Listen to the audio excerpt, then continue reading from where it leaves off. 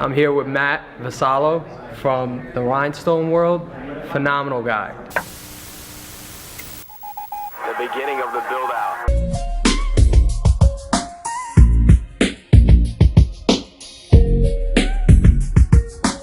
Good seeing you. Pleasure. Thank you, sir.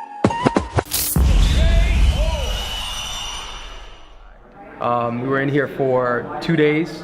This is our second conference, right? Yep. Just amazing opportunity, amazing guy. And I just have a couple questions I want to ask you. Alrighty. How do people like you so much?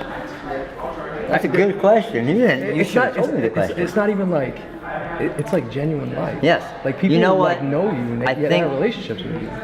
Basically, the way that I started the entire business was Right. for that. I wanted, my full focus was to take care of my customers, build a relationship with them, know them, provide the customer support. Because, like you see, all of ours that are customers, they're like family. Right. We don't call them customers; they're the TRW crew. You know them by They're first all, name. yeah. And every single one of them, like John and all of them that were here, they call in, and every single employee that we hire, it's the exact same way. Right. When we go through the interview process, they'll go through 3 interviews before they come in and do an interview with me, and a lot of them get weeded out even before that, because when my general manager and my operations guy and everybody talks to them, they need to see kind of The relationship. that relationship and how they interact and how they're genuine. And there's so many companies out there where customer service is basically disappeared. Right. And that really frustrated me. So I'm honest with people. Right. I tell people to go to different places to buy stuff because they might get a better deal on it. And as long as you're honest with them and you treat them the way that you want to be, then Right. I think that's why. That's pretty cool. And I'm a cool dude, so that's Yeah, why I like I it. think that helps. That brings me to my next question. So you said you got an ops guy.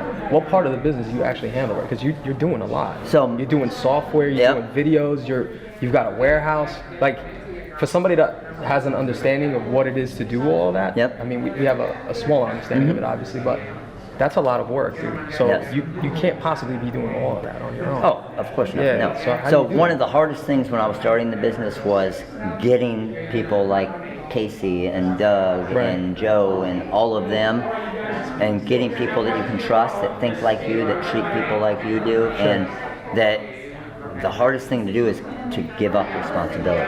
Like, Yeah. it was to the point when I first got into this side of the business, I would try to do everything, like you're saying. Right. And it's impossible. You can't do everything. can't do everything. You have to have a team that you can trust, that you ask them to do something, they're going to follow through with it and finish it. Right. And actually complete it the way that you want to as well. And that's the most difficult part. So I've luckily built up a good enough team with our warehouse and our call center and marketing and everything else to where I can focus on this stuff, the part Right. that I love to do, the education, the videos.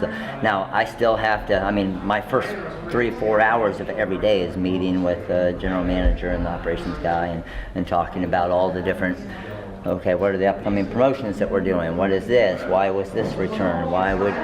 So all of the business stuff that you have to deal with that you don't deal with, Right. of course I still have to deal with all that, but then after that side of it, I get to do the fun stuff. I get to, and that's why everybody knows me, because Yeah.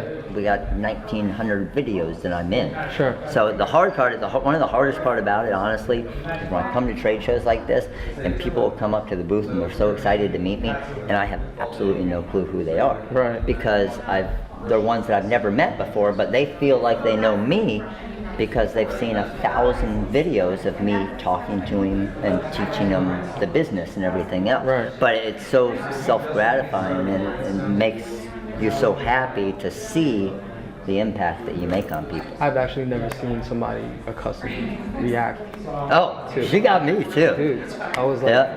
what just happened? Yeah. Like, I've never seen anybody like react to a business like that Yeah. on first hand. So that was pretty cool. My last question for you, I know you had a long day, is what is it that you guys actually do? Because you're not a retail, you're not a wholesale. So what is your core business? So we do a couple different things. We actually have our finished product side of it Right. still. Right. So that's called shirts and stones. Right. So what we do with that is we sell, because my wife and my sister and my dad and my mom and everybody were all teachers.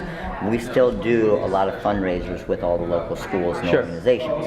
So we want to still keep them and make them money. We give them bigger percentages back than we would normally give them, but we stay in that side of the business to make sure that we know, okay, kind of what's trending, what's being sold, what are people buying now, what are they not buying. Okay, the rhinestones are hot, the glitter's hot, the multi-decoration, they like these type of designs. Gives us ideas of the software, so we're still doing it every day and pressing shirts, and because that's how we can teach everybody else to do it.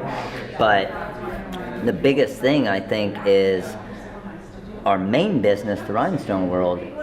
We got into the education side of it first, but now we distribute everything that you need in this part of the industry. So the heat transfer vinyl, the rhinestones, the template material, the heat presses, the vinyl cutters, the sign vinyl, the software, anything that you need to do anything in the decorated apparel or sign industry, we actually stock in our warehouse now. So do you consider yourself an empowerment business, or do you consider yourself a software company, or do you consider yourself a wholesaler? We're a little bit of everything. You are, yeah. We are. Yeah. Like, what would you say? Where's your core though?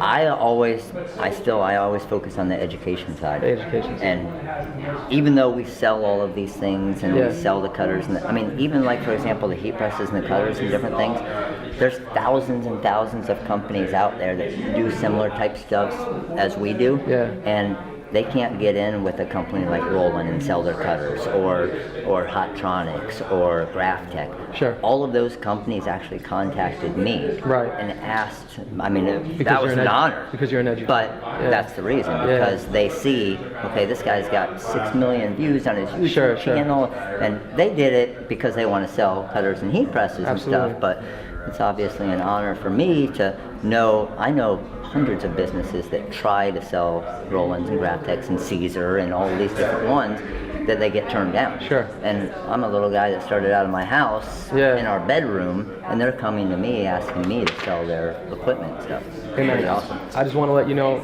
we took a flight out here from New Jersey to come here, and we weren't sure if the value was going to be, because we have an Atlantic City show. You educated me, and you educated us. I really appreciate it. Seriously. Thank you so much, all right? Brother. Thank you very much.